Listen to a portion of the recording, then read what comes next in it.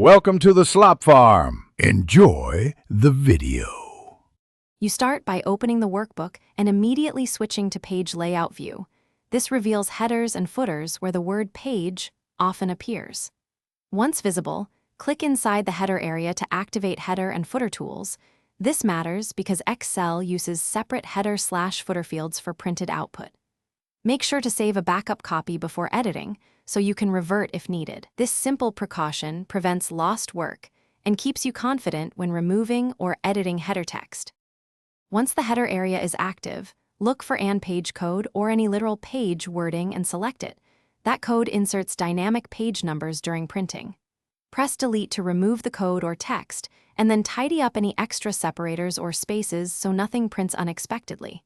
Make sure to check both left, center, and right header/footer fields. Excel stores them separately. After removal, use the Header and Footer Tools Design tab to confirm there are no remaining header elements that might recreate the word later. Finish by switching back to normal view and opening Print Preview to verify the word page is gone from printed output. This is how Excel will actually render it.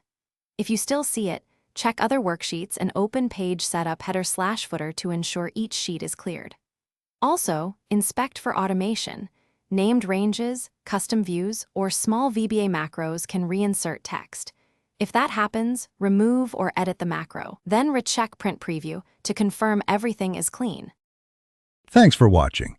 Consider subscribing if we helped you today.